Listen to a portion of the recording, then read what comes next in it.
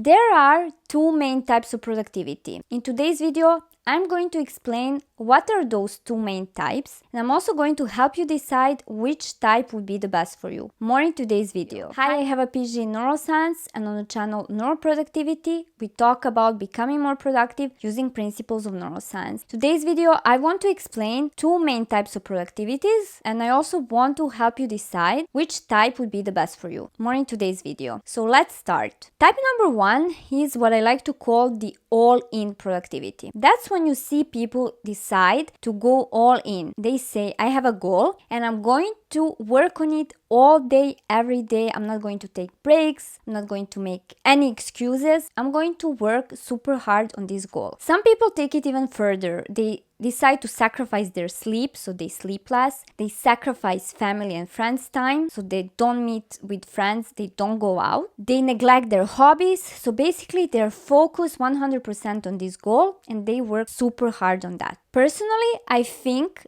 this can work for short-term goals. For example, if you're studying for exams, right before the exam, you can go all in. Or right before the deadline. So if you have a deadline to deliver a project, you can go all in for a few weeks. This will only work, this all-in productivity, for short-term goals. Why? Because it's not sustainable in the long run. When we work super hard without taking any breaks, after a few months, we are going to get burnt out. Burning out means that you might suffer from some both mental and physical health problems. Usually when we work super hard for a really long time, we might become anxious, depressed, in bad mood. Besides that, we can also suffer from some physical health problems, such as being really tired, getting sick. We are more prone to picking up viruses because our immune system is broken. This all has to do with hormones. So when we are stressed out for a long time, when we work a lot for a long time, that's actually stressful for our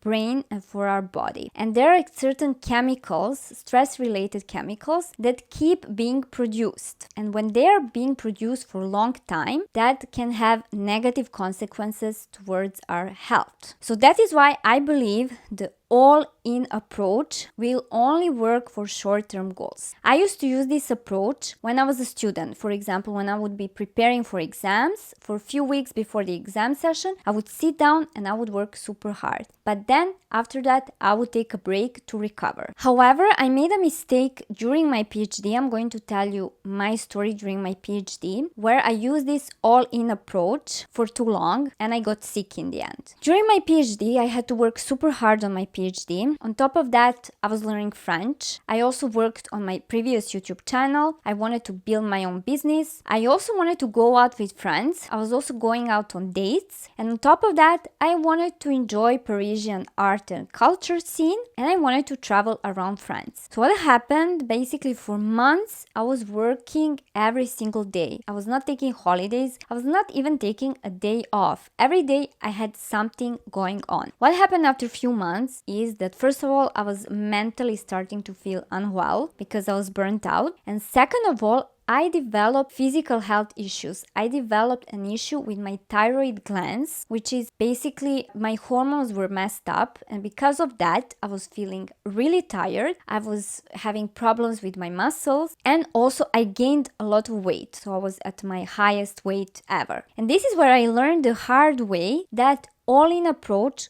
could work only for short term, such as preparing for exams, but it's a big no if you do it in the long run. So let's summarize now this first approach. The all-in approach, where you work every day, all day towards a goal, can work only for short-term goals, but it's unsustainable and unhealthy in the long run. Let's now talk about the type of productivity number two that I like to call small but consistent. Some other people call it soft productivity or slow productivity. I like to call it small and consistent. That is when you work a little bit towards the goal, but you make sure that you're being consistent over longer periods. I will give you my own example. This is how I learned French. I would study it every day for only 15 minutes, but I made sure to do it every single day. What happens then is when you make small actions, but you're being consistent, these little actions, they build up over time. So in the end, for example, if you study a language every day for 15 minutes, in 1 month, that's 8 hours per month, and in 1 year, that's almost 100 hours of study time, which is a lot. So 50 minutes per day seems like nothing. However,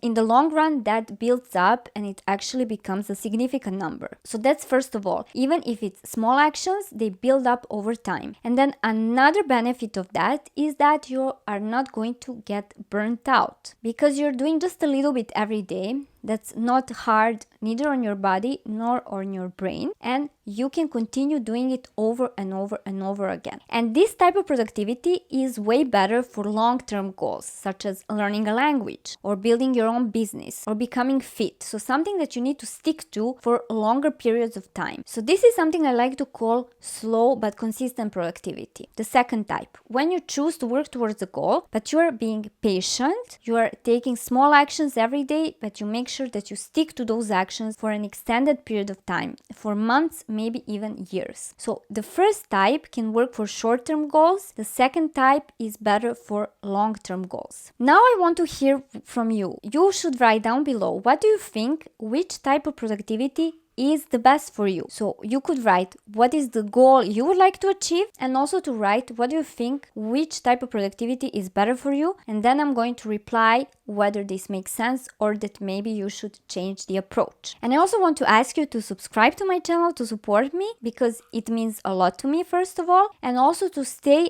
up to date to productivity that is based on neuroscience, because I'm sharing many valuable tips on this channel. So now let's summarize this video. Two main types of productivity is the all-in productivity or the small but consistent type of productivity. The first type is when you go all in and you work super hard all day, every day towards a goal. And this type of productivity should be used for short-term goals, such as studying for exams or working towards a deadline. After using this all-in productivity, you need to make sure to rest and take a break in order to recover. Otherwise, you might end up being burnt out. The second type of productivity is small but consistent, in which you take small daily actions towards a goal, but you do it over the long run. So you do small actions, you don't go all in, but you make sure to stick to those actions for an extended period of time. And this is better for long-term goals, such as learning a language, developing your business, becoming fit. I really hope you enjoyed this video. Make sure to like it and stay tuned to my channel for new videos. Thank you for watching.